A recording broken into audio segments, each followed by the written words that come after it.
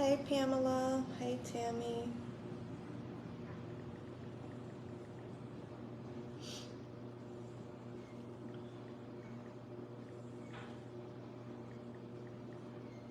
I'm just signing it to the My Chart so we have everything.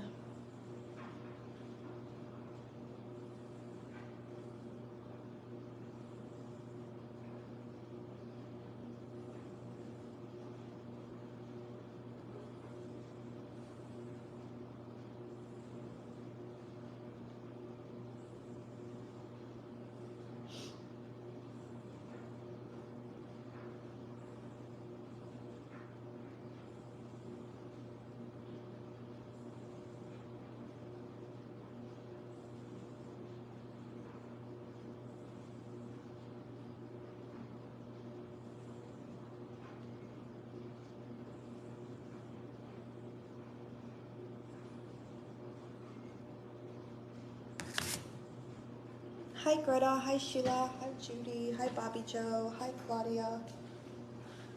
If I end up randomly jumping up here, you guys, it's because my mom a cold. We haven't been able to talk all day. So,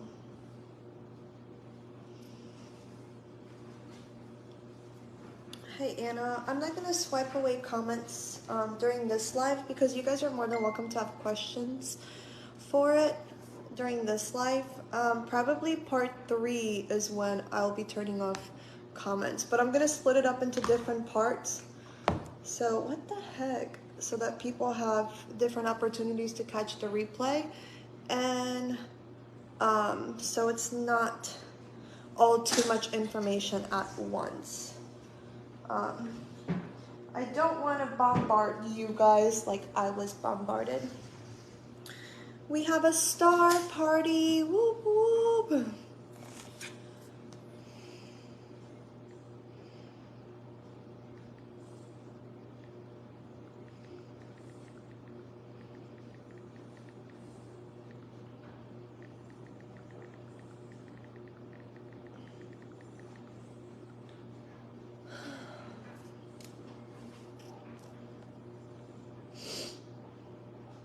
Thank you, Bobby, for your stars, babe. Hi, Susan. Devin, thank you. I love you guys. Crystal, thank you. Katie, thank you. Jackie, thank you. Joanna, thank you. Patty, Christine, Haley, thank you guys. Okay. Yeah, the bird is going in. It is. It definitely feels a little tight still, like right here in my chest area. But it's a lot better than it was, I will say. But you can definitely tell that my nose is burnt. It's definitely burnt. Like, I don't know if you guys can see that little blister. Leah, thank you for your stars, babe. Barbara, thank you for your stars. Tammy, thank you. Peggy, thank you. Hi, Eleanor. Okay, so we're just gonna, I'm not gonna be able to pull up. I don't think. I can try.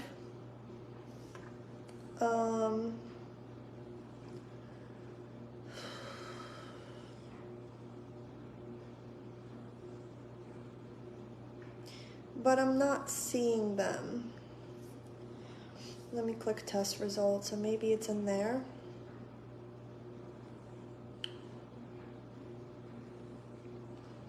I don't know how clear. Thank you, Samantha, for your stars, babe. Thank you, Jennifer. Thank you, Sandra. If I miss your guys' stars, sorry guys, but I'm not gonna be able to scroll up on all the comments, but I do appreciate all the stars, y'all, and the comments. You are still beautiful. Thank you. Thank you, Kimberly. Is the screen black? Shouldn't be.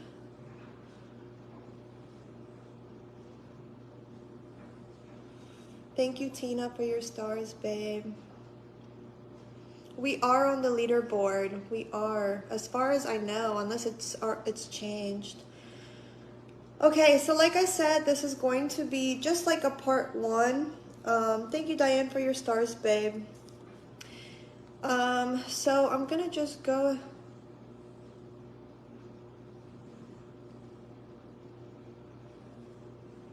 Dang.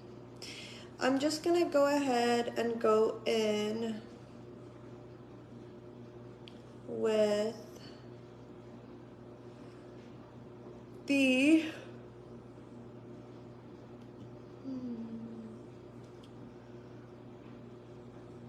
anatomy, the fetal detailed anatomy scan, if that makes sense.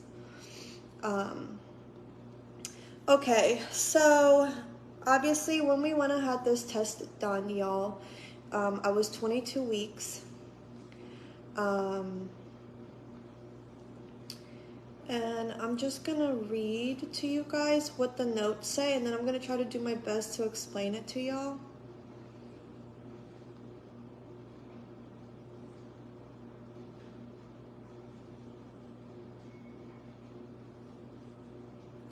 Okay, so we're gonna start with this. If you guys obviously have been watching my live videos, then you kind of know already that they were concerned with the little opening on his skull area. And, you know, at the first place, I was told that it's in the back of the head. At the second place, I was told that it's at the top of his head. At the third place, I was told that it's neither top or the back of his head. That I would have to get an MRI to know exactly where it is because of the size that his head is developing at, if that makes sense. So they were like, the third place was like, we can't tell you exactly where the opening is because his head is just so far behind of what his what his gestational age is. So therefore, that's like we went and got, no, it's not a soft spot. You guys try to refrain from wording things on here because that's how people get confused. Let me talk and let me say what it is and let me explain what it is, because when you make comments like that, people get confused and then people reach out and they're like, well, this is what my baby had, blah, blah, blah, blah, blah. So please, please, please refrain from commenting anything medically on this live. Please, I would so greatly appreciate that because I'm so tired of everybody literally picking up on comments and just running with it, okay? Like, just please, just don't comment soft spot, don't comment any kind of fixtures he may have for abnormalities. Just do not, okay? I couldn't turn the comments off. The only thing I can do is just swipe the comments away. So just refrain from commenting anything medically at all. Like, just refrain from it, please. Okay? Like, please, please, please. I would greatly appreciate it. Like, refrain from it. I'm not going to swipe the comments away because this one is going to be where you can ask questions, but ask questions when I get done speaking about it because I'm probably going to answer your question. And then when you ask a question, other people are going to jump to answer that question, and then that's how we all get confused, okay? And we do not want to be confused right now. All right? There's been enough confusion. You guys wanted an update. I'm giving you an update. Let me give it. And please refrain from diagnosing anything that I am telling you, okay? So you can talk amongst yourselves in the chat, that's fine. Just refrain from making medical comments, please and thank you, okay? So, thank you, Jadine, for your stars. Anyways, like I was saying, they were worried about the opening in his skull.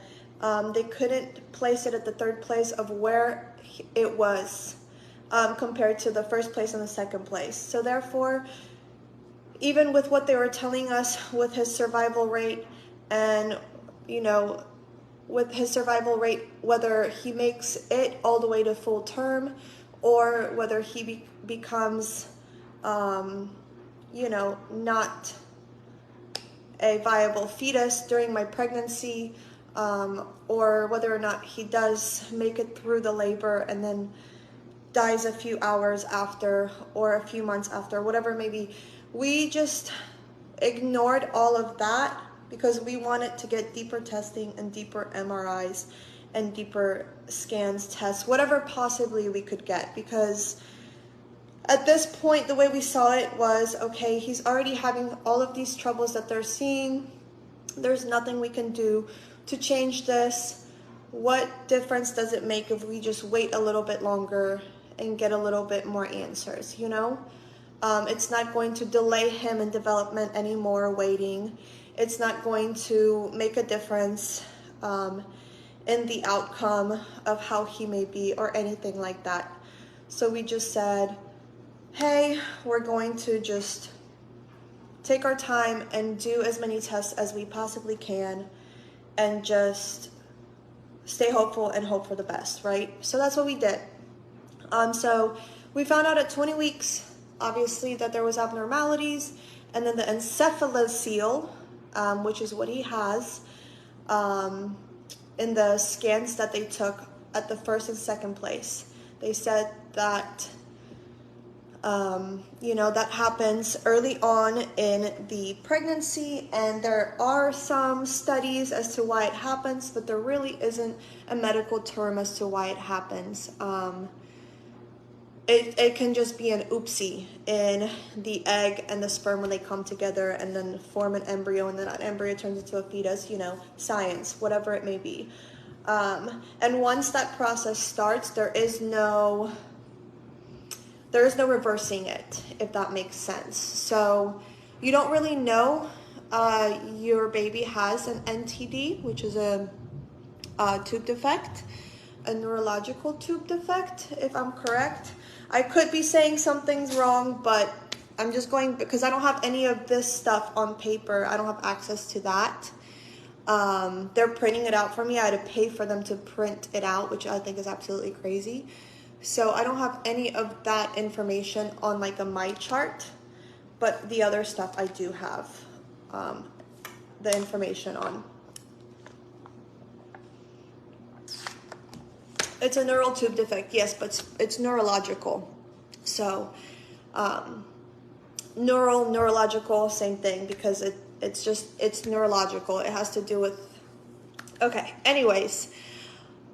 So we went ahead and scheduled a place in Cleveland, which we thought was going to do the testing that Cincinnati did, but they just put us in a wing of a medical termination appointment. So they pretty much sent us there with notes stating, hey, this is legal for her to have an abortion because he's not a viable he's not considered a viable fetus. We don't think his survival rate is high at this point of his gestational age. You are legally allowed to go ahead with the procedure of giving her a medical termination. And me and Josh were taken back. We were just like, oh my goodness, what the heck? We did not come in here prepared for this. Like, what is happening? So we obviously left because, like, what the heck? Which then at that point, I started calling more places. And when we were there, we were already pretty much waiting for all of my records and all of my information that the two places plus the two places in Alabama and Mississippi gathered to send with referrals to all of these places. You can't just go in and be like, hey, my baby has problems, I need to be seen. Like, you need to be referred to a place, and then that place has to take your paperwork, and then they consider whether or not they want to take that referral, take you on as a patient, take you on with the specialist that they have, or they might refer you somewhere else and say, we don't specialize in this, but this place does, because obviously it's all a system and everyone is connected, you know what I mean? Through everything medically or whatever. So once we left Cleveland, it took forever for me to get referrals to Cincinnati Children's, but we finally did. By the time that we heard back from them, me and Josh were like, okay, we have to head back home. You know, he works, and then I, like, obviously, like, I have responsibilities too. And I was like, I can't just sit at my parents' house and just play a waiting game. Like, while I'm waiting, I have to get things done, like, you know. So when we got the call from Cincinnati Children's, we came home, and then I flew out, and then I went to my first appointment, and then Josh met us at the second appointment, which is like where the doctors, there was 7 or 8 doctors. I can't remember exactly how many there was, but on the list that I have, there was only 6 were only listed, but then we had 1 or 2 other specialists joining us because of the findings that they found, if that makes sense. So my original appointments have the doctors that I saw, but then they also added those, it was either 1 or 2 more specialists, I can't remember. So anyways, they did an MRI on me, they did an echo on me, and then they also did their own ultrasound, which their ultrasound was just a 2D. I thought it was going to be a deeper ultrasound, and I was almost hopeful in, you know, seeing baby boy's face, baby pierogi's face, and all of that stuff, but they just did a normal ultrasound. She really didn't talk much during it. She was just like getting it done, and then she was like, I'll make sure that they have everything they need, blah, blah, blah, whatever. So that was the whole first day. That was super long and lengthy with all of the MRIs and everything it may be. Then, hello Beth, hello Kyra. Then moving forward, the next day is when we like went in and we spoke with a genetics counselor. Then we spoke with an RN, which they communicate together, and then they kind of take what we've talked about into that room with those specialists and kind of put on the table how we're feeling and what we think right now before we see all of like the results, and all the specialists talk to us, you know, kind of just to get a feel for everything before they see us, if that makes sense. I don't know why they do it like that, but they do. So then Josh asked to not be there for the first part of the meeting where they like showed all of everything that is going on, the MRI scans and everything and blah blah, but then he was there for the rest of the meeting. I need to grab a hoodie, you guys. I am freezing. Hold on. Watch out, baby.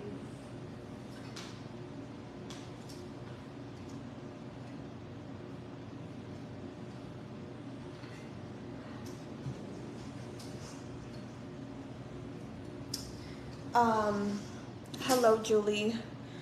So, upon sitting down with the doctors, and I mean, I got the MRI results and all the testing the day prior to sitting down with the doctors, and I already started doing my research on the big words. I already started doing my,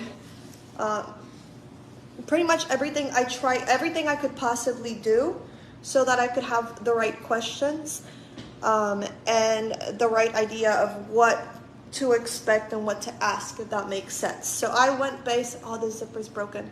I went based off of what was in my chart and just started calling friends that are in medical coding, calling friends that have a parent who's a doctor, you know, anything to help me break down all of these big words, because I was like, girl, we do not have a PhD, okay? We do not pretend to be doctors like Facebook people do.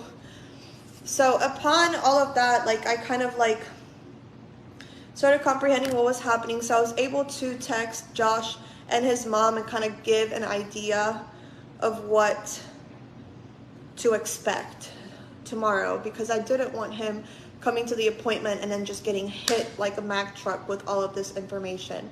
You know what I mean? Like me being obviously present.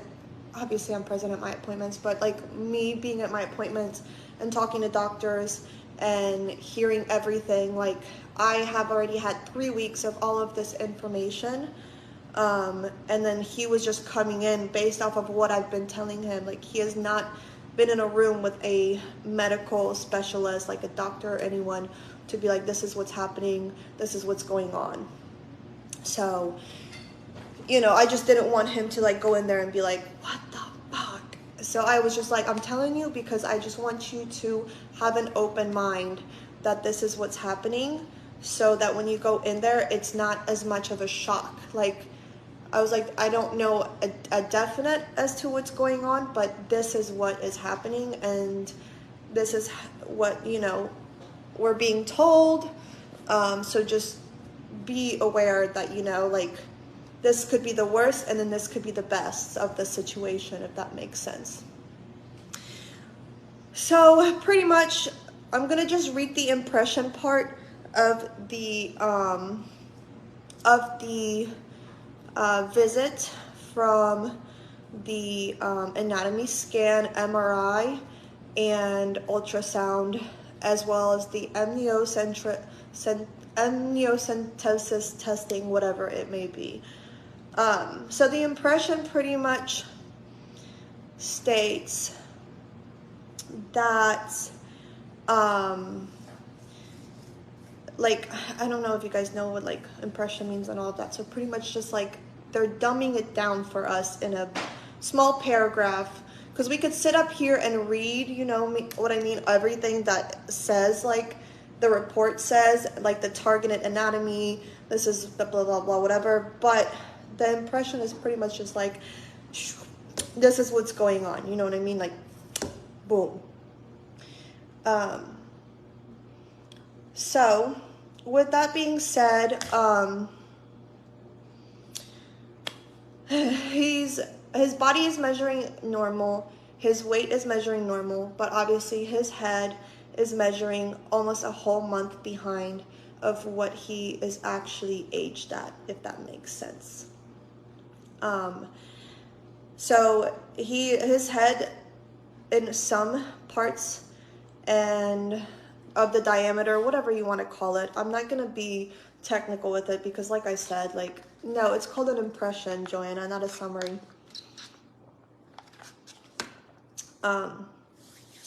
It's just like his whole diameter measurements of his head are just a month and a half behind than where they're supposed to be. The month comes from his whole diameter pretty much, and then a month and a half comes from this part of his face right here, which of his head, which at this point, when this whole part right here is missing, or is not developing, or is delayed in developing, that's when they start to question, like, okay, if this isn't forming, there's something going on here, which is what they thought was the opening in his brain, or not his brain, the opening in his skull with the encephalocele. They thought that, you know, his brain could possibly or has already started growing outside of his skull. Upon doing the MRI, they come to find out that the encephalocele is nowhere near the top of his head or the back of his head. It's the smallest little itty bitty opening in his skull. That is the size of maybe a quarter or less, like this big. Like, it's just sitting on the side of his head, where a little bit of spinal fluid pretty much has like traveled into there, if that makes sense. So this was what was their biggest worry was just thrown out the window, like, psh, like that's probably gonna go away on his own when he's born. It's not anything to be worried about. There's no brain tissue in there. They're like, we're not even concerned about that whatsoever. And I was just like, at that point when I saw that on the impression, I was like, oh my gosh, yes, like there's no brain tissue in that sac. That is freaking amazing, because that was like our biggest worry. Like, if his brain starts growing outside of his head, then, you know, when he continues to develop, it's going to continue to growing outside of his head. And when it's growing outside of his head, they're not able, you know, the biggest worry was, we're not sure if we're going to be able to take any part of that brain tissue and put it back in his head and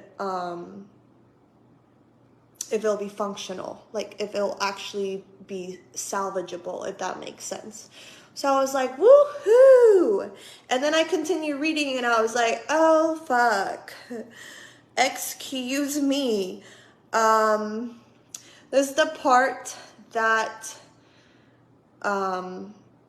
hit home really fucking quick, because immediately as soon as I read this word, I was like, fuck, this is not good at all. And I didn't even want to explain this part to Josh or his family, because like I almost didn't want him to change his mind in coming here, you know what I mean? So I don't know why you guys are praising Jesus when we're not even, oh my goodness. Okay. So so this is the part after, so it pretty much said abnormal cup-like cerebral mantle infusion of the thalami with large one of a centrosome communicating with a dorsal cyst. So that is the encephalocele that they were worried about, that, you know, it said right here, like, it went from being an encephalocele to pretty much a dorsal cyst that just has a little bit of fluid, and, you know, we're not worried about that anymore. This is the part that hits really fucking hard. If you obviously know your English and know your medical terms or anatomy terms, if you remember anything about high school, as far as, or if you went to college and you did, you know, an anatomy class, whatever it may be, it says, hi Kristen, it says no interhemispheric fissure identified. Left parietal atretic encephalocele with internal fibrous stalk and mildly complicity of the CSF fluid within the sac relative to appearance on the same day fetal MRI. And then it tells me how big the sac is, which is 2.63 by 1.89 by 1.400 centimeters. So it's literally like itty bitty, like, you know what I mean? It's not as big as they thought it was, and it wasn't as much of a danger to him as they thought it was, or it could have became. Given that, what the no interhemispheric fissure identified means is pretty much that his brain, between the 4 to 6 weeks of, I don't get how they vacuum every day at this time. So between 4 to 6 weeks, his brain just decided to stop developing. There is absolutely no development that is going to move forward, and there is no reverse of the development that has already happened. So pretty much your brain, when you're developing in the womb, you know, the little squiggly lines and then the two, you know, the little 2 walnuts that you see in a shell or whatever it may be, like your brain. Pretty much his just decided very, very early on that it's not going to want to just develop. It just said, you know what, enough is enough. Like, this is what I'm gonna give you, and you're gonna take it or you're not gonna take it.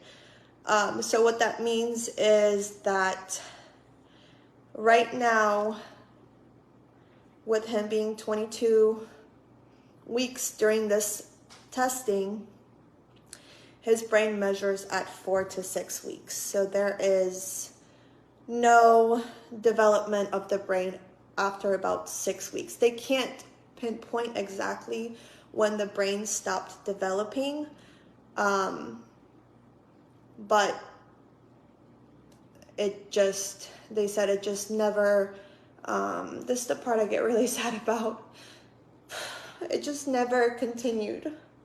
And they said that it wasn't anything that I did wrong. You know, sometimes it just happens. And they said that, you know, like you can, and I tell him, I said, it doesn't make sense. He's moving in there and I feel him and his heart is beating. And they're like, people forget that when a baby is growing inside of you, you're giving that baby life. So everything that he's doing up until, you know, depending on the gestational age, it's you and your placenta doing that work. It's not really him. You know, he's going to continue to develop, but his brain won't continue to develop to tell him to do things that a normal person is going to be able to do. Meaning, you know, if I continue with the pregnancy and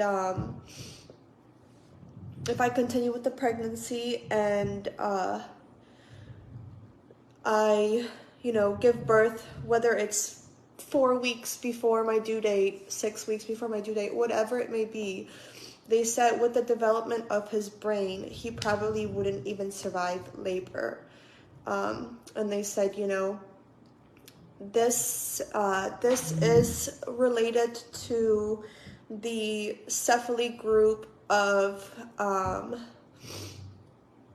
gonna Google it for you guys so you can see what it is, but it's called alobar holoprosencephaly. Okay, so that just means that like he's got such a little itty bitty brain, and there's just his head grew to the size that it grew because all around his little itty bitty brain is a bunch of fluid, if that makes sense. And everything that he's doing right now is because of me. Like his heart's able to pump because my placenta is able to help his heart pump. He's able to move because my placenta and me, like I'm giving him life pretty much, if that makes sense. So they're like, it would be an absolute miracle if he even made it through labor. And I was like, so what are the chances of him even making it to 26 to 28 weeks, whatever it may be? They're like very slim, you know, but the older the age gets in gestational, pretty much this is how I comprehended it. Like the more his body is required for his brain to work, the easier it is for his body to shut down and, you know, pass away. That's how I comprehended it. That's not what they said, but that's how I comprehended it, because I asked them and I was like, is there any possible way that his brain could develop in the 3rd trimester? They're like, no, his brain has stopped completely. It has not split into twos. There is nothing but just his brain has decided to stay as a whole completely. Like it's just, his brain's nothing's going to change. They're like, with the way that his brain is developing, that's why all of these developmental delays started showing up, like the skull not forming all the way, one of his kidneys is ectopic, so it's his right kidney, I believe. I can't even remember. Ectopic right pelvic kidney, and then the clubbed foot, and then his right eye is actually smaller than his left eye. His nose is so little, and that has all of these abnormalities have to do with his skull not forming, so therefore, and his brain not forming, so therefore, like, all of it the body just kind of gets confused, and it doesn't develop like it should, if that makes sense.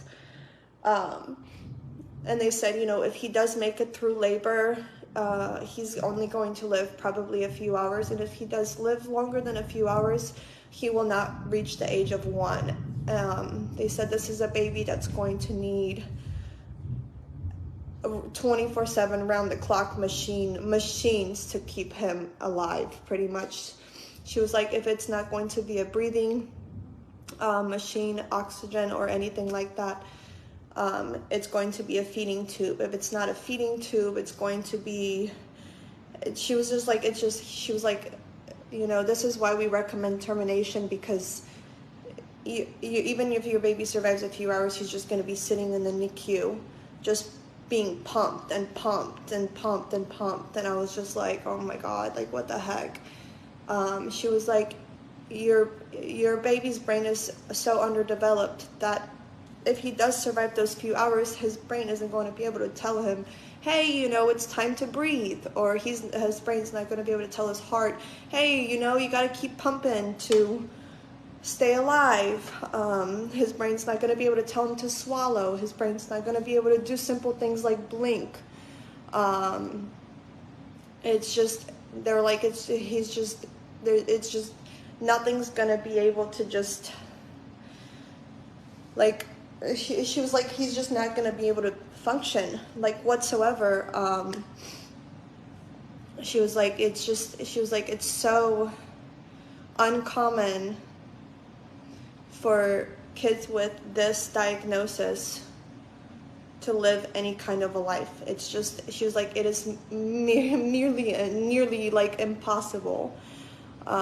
She was like, there's no chance that he will probably make it through labor, because there's just going to be so much stress on his body as soon as he comes out that his brain won't be able to catch up, pretty much. Like, she was like, he'll probably, like I told you guys just a second ago,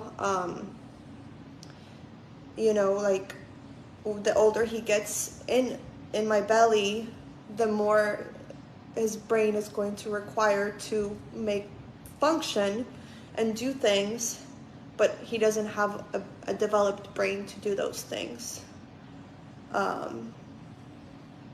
You know, like, right now it's me doing most of everything that he's doing, if that makes sense. God isn't sending an unexplained miracle, baby girl. So with her telling us that, you know, me and Josh were able to like talk and figure it out, and we sent in our medical records to so many more places. So, like, I talked to the specialist in Boston yesterday. He was just like, I'll be surprised if your baby makes it to 28 weeks. And I was like, oh, great, like, cool. He was like, the lungs start developing at 24 weeks. They should be developing at 24 weeks. At that point, he needs to be breathing on his own. So if you do give birth to him, you know, he's actually able to not, like, he's able to, like, breathe on his own and strengthen his lungs and all of that. He was like, but that's the least of your worries. Him breathing, like, there just won't be any functionality, like, whatsoever. He was like, none. Like, your baby is going to be born either already deceased. He was like, he'll probably be a stillborn. You will probably lose him before labor, or you will lose him merely a few hours, if that, after labor. He was like, this labor is already a stressful situation for a baby that has abnormalities, given how many abnormalities he has and the delay in the development of his brain. The stress of labor and coming out and taking that first breath is just going to not happen for him. I'm like shaking because I'm super cold too, you guys. But so now we're faced with a decision of what to do moving forward. It's been a lot to take in. Hold on, why are y'all arguing over here?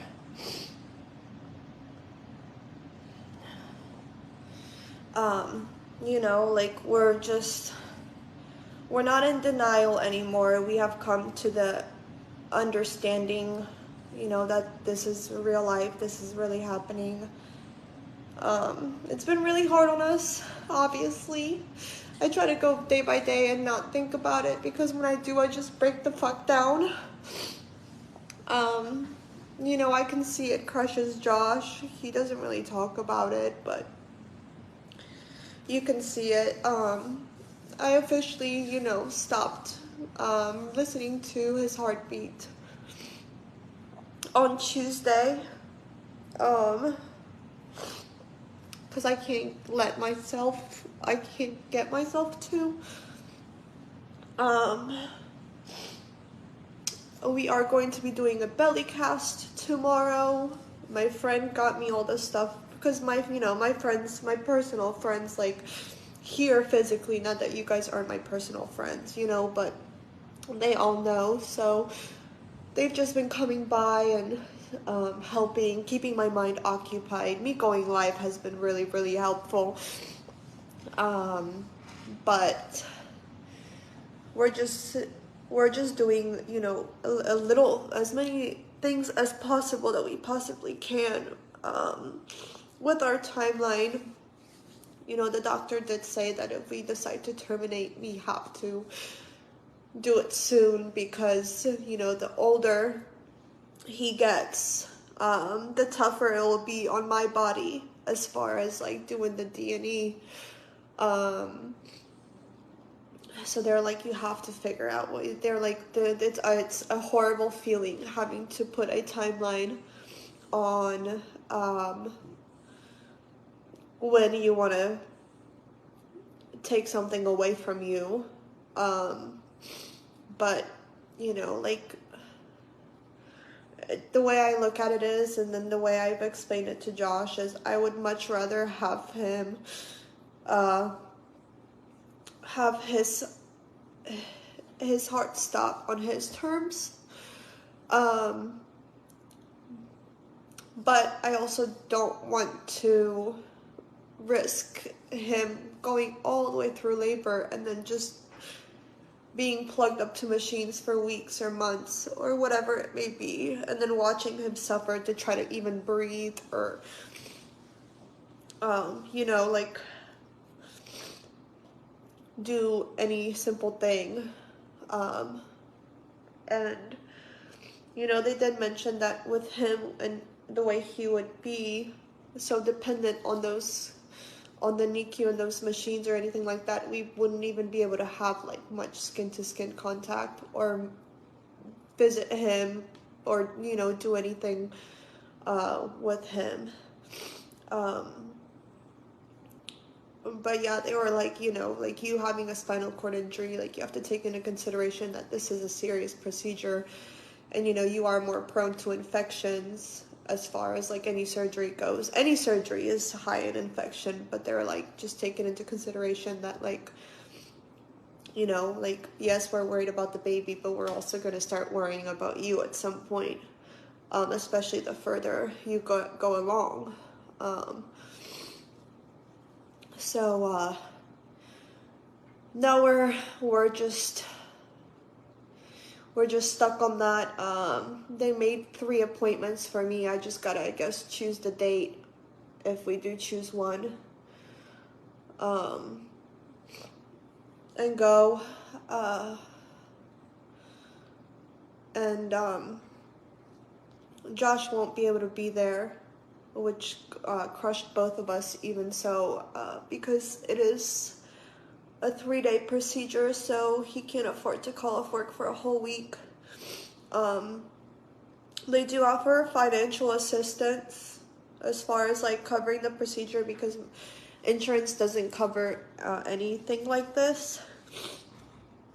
But they're not sure how much financial assistance they can provide. Plus it's out of state, so it's just been a lot.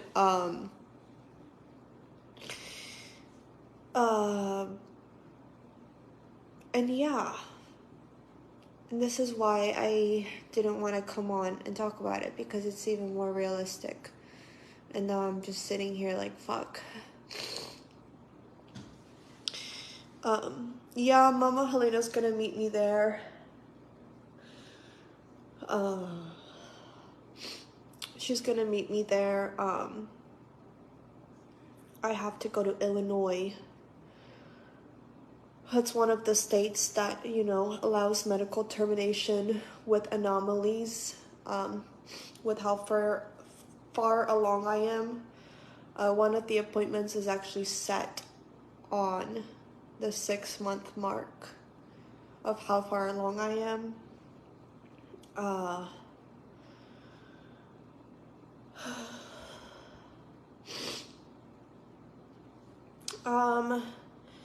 Yeah, I can show you what it looks like.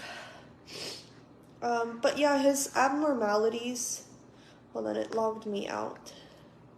His abnormalities, they said that, you know, they're like, if his brain was developing fine, they're like, all of these abnormalities can be fixed. They're like, there is absolutely nothing that we can't do medically to fix these abnormalities. And even if we didn't fix all of them, they're like, it's abnormalities that he could live with, you know, like abnormalities that wouldn't affect his day-to-day life.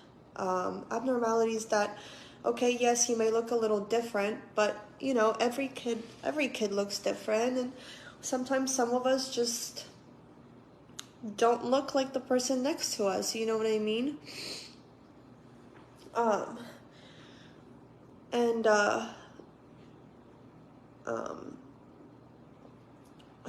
Let me go look it up. It's been a whirlwind. It's going to continue to be a whirlwind. I've already started grieving on the idea of, like, you know, his diagnosis and what could be, but I do think it's going to hit me a lot different when that day comes, you know, because right now I still feel him, and I know that he's in there safe, you know, and I'm still pregnant, and I still, you know, I'm his mommy, not was his mommy, you know.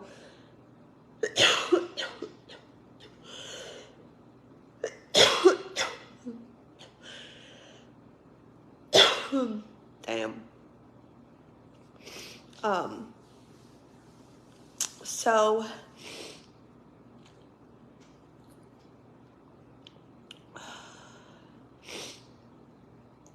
let me see how okay, so this is like your brain. This is what his brain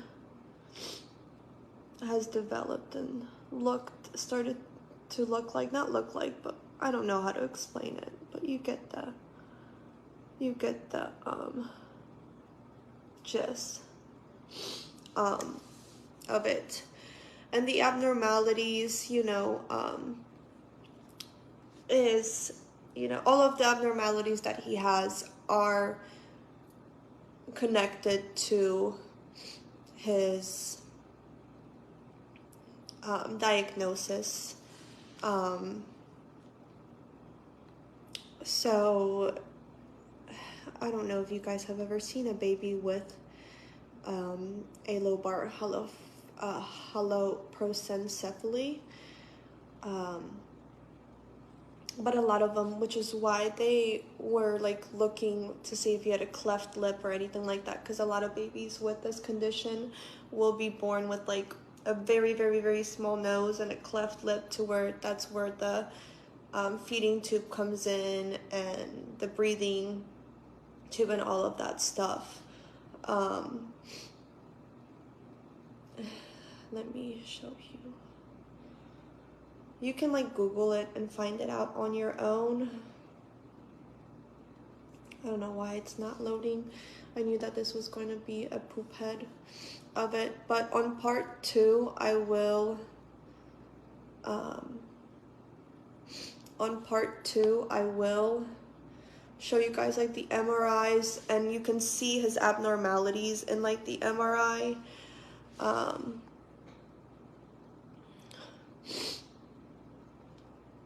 Oh, Jennifer, thank you, babe. I'm trying to find it. I guess this is a good explanation to show it. So, you know, a lot of babies with this condition are born and they have like the cleft lip, the bug, wide, sulky eyes or sunken eyes, depending on how. Some are born with, like, you know, very small nasal bones, slanted eyes, eyes that are too close together. Some are born with their eyes too close together. Like, there's a lot, you know.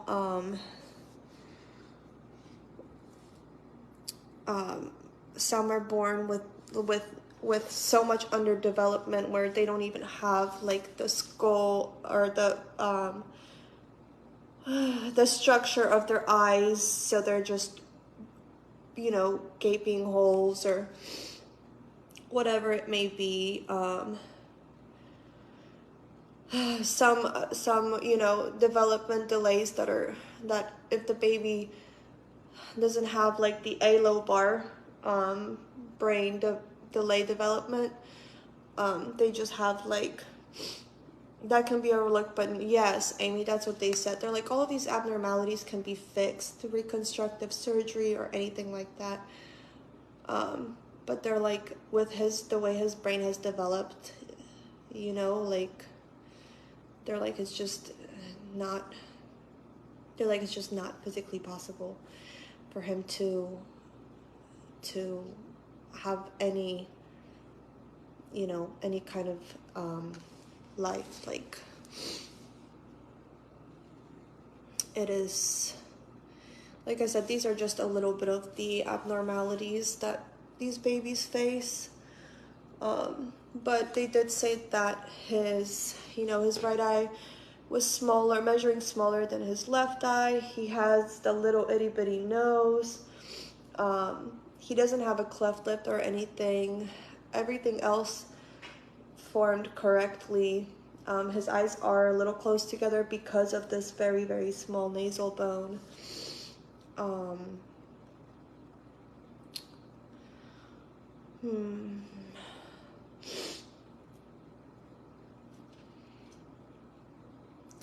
They're like, yeah, his club foot and his kidney isn't an issue. Cute baby still. I was trying to find the picture that best explained it to me. But yeah, I guess it's just branches of the cephales. And then we did get, you know, the genetic testing done. We got the amnio testing, and then the blood work testing that came back fine. And then I did get the testing back from the deeper one, which I'll include in the part where I'll be going over. I'm in row report. Eleanor, what girl?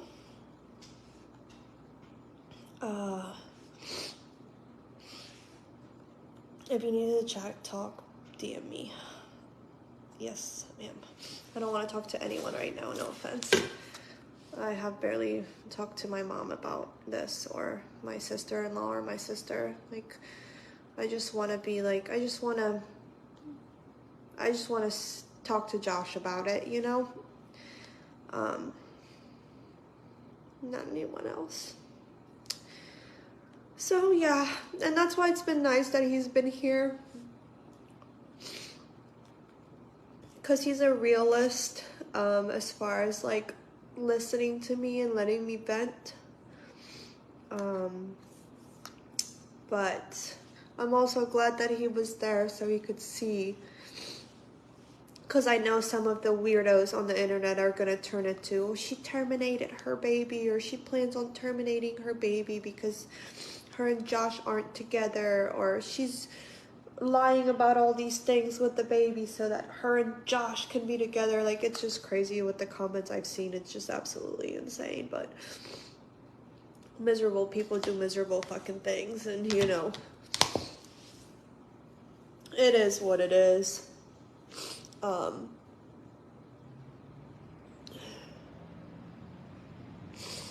Oh, JD, thank you for your stars, you guys.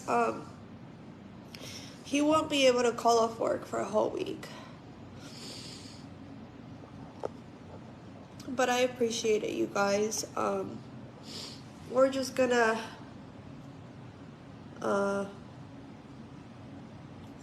hope that he might be able to come for like the last bit of the procedure. But like I said, he can't call off work for a whole week. He doesn't really work under like a business or a corporation or anything like that. Like, he works for someone. Hi, Elise. And you know, like, they don't have like, oh, family emergency. Like, his boss is really cool, but his boss is also like, the fuck, like, I need you here working. That's how I make money. You know, Josh isn't here. He's at his house. But it's just been rough. It's been really, really rough. But like I said, I've already started my grieving process of this stage. I don't know how I will be when this happens. I'm going to bring you guys along for the journey with me to the appointment. I'm going to be in supporters probably a lot during all of that, because I know that I will go crazy, and my mom's gonna be there. That's gonna make me go crazy even more.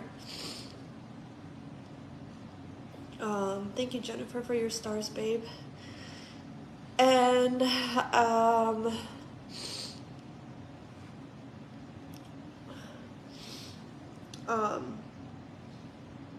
yeah, it's just been a lot, you know. Hi, Tammy, how are you? It's just, it would have been a lot easier to, I don't even know how to explain it. It would have been a lot easier to just go into the anatomy scan and hear that, you know, the encephalocele, it was the only issue.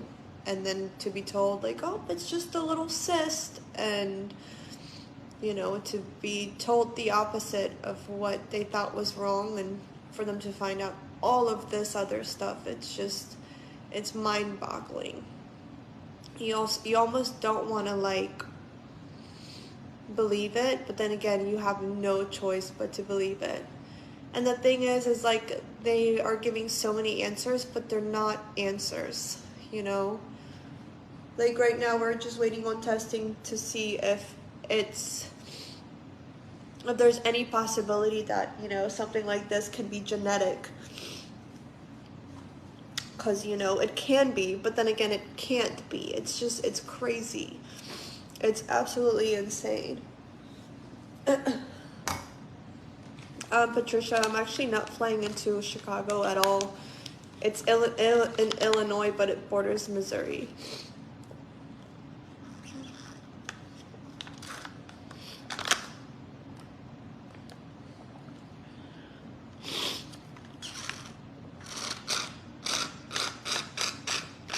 It's not Josh's choice to not go, no.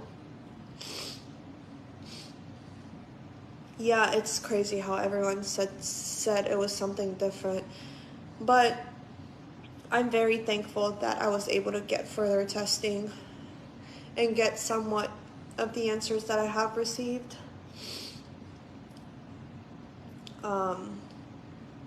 It's just been a lot. Just processing it, and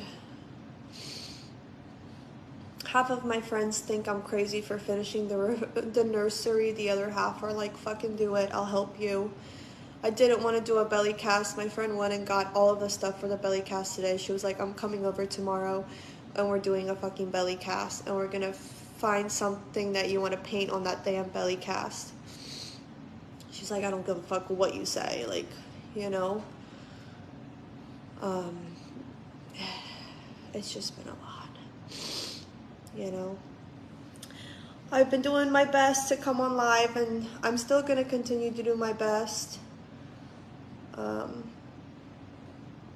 You guys are a big part of my life. You're always going to be, you know. And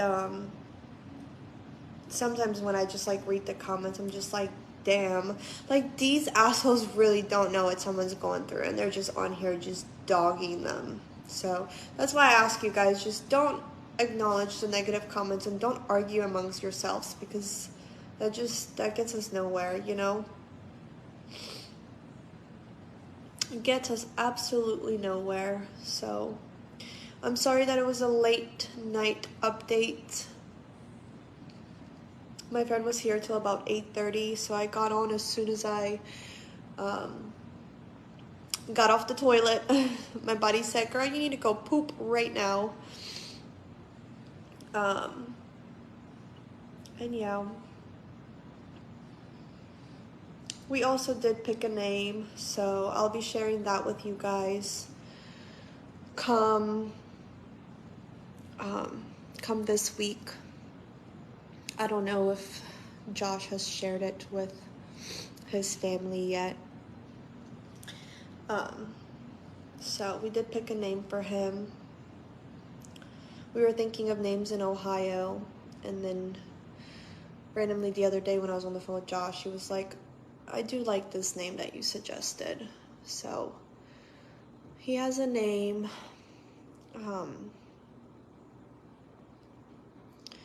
And yeah, my mom's meeting me there. She's not coming here. They don't cover costs of support. So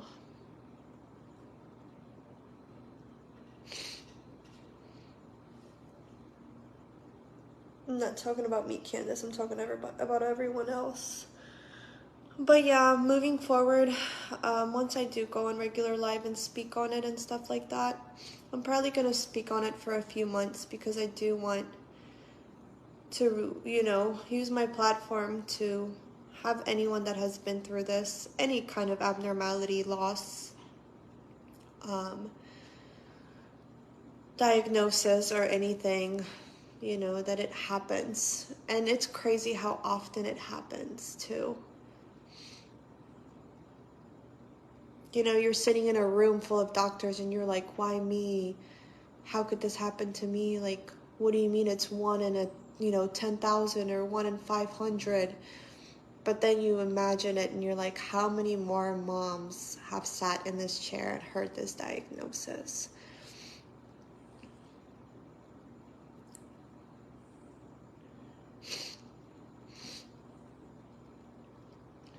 I don't know. That's why I'm doing all the genetic testing. So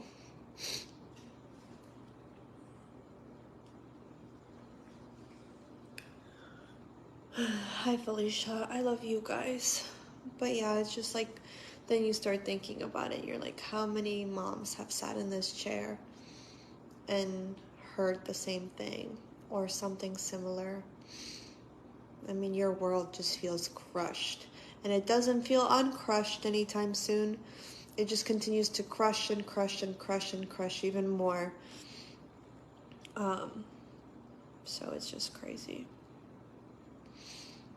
And it's what's even crazier is my whole family is like, you're so fucking strong, like you're gonna be all right. Like, that's what's terrifying, is you're gonna be all right, because that's how fucking strong-willed you are. And I'm like, I'm tired of being fucking strong. Like, goodness fudge, I'm real fucking tired of it. Thank you, Jade, for your stars. I know, Julie, more than I can imagine. I know, and it's absolutely heartbreaking.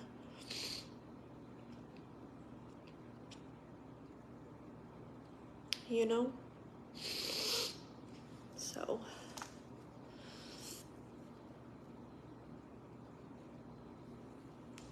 expenses for what, Penelope, babe? Love you guys. I love you, April. New supporter, first supporter live. Oh, what a great first supporter live for you to join too, Julie. Thank you for being here. I have never gotten over losing mine, never will. Beth, yeah, no one ever will. Ever. I mean, shit, I didn't even get over losing my ectopic pregnancy, and people are like, you weren't even pregnant. I'm like, what the fuck is wrong with you, man?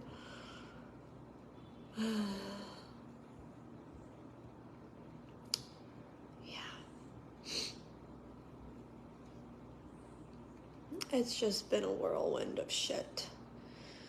And shit and shit and shit. I don't know what the hell is on my forehead. But I'm gonna jump off here, you guys. It's 10 o'clock. I haven't ate dinner yet. I'm probably gonna have me a bowl of cereal and just sit in silence because this was a lot to let out. Whenever I do talk about it, or whenever I do think about it, I don't sleep very well.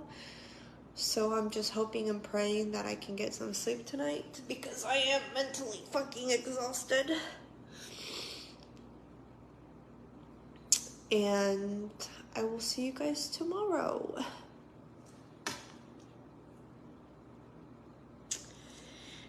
Peace out, girls. I hate that the balloons just showed up, but good night, you guys. Sweet dreams, and just remember, life can be really fucking shitty, but it does not mean that you can stay and sit in that shit, okay? Sometimes you just gotta flush the fucking toilet. I don't even know if that made sense. Take it how you want. But peace out, Girl Scouts. Like I said, I will do probably 2 or 3 more parts. So you guys can ask all the questions you want. And then if and when there is a termination date, like I said, I'll definitely be leaning on you guys like crazy. So prepare for that. Trigger warning now, okay? So, good night, sweet dreams, and I hope you're having a better night than I am. Bye, guys.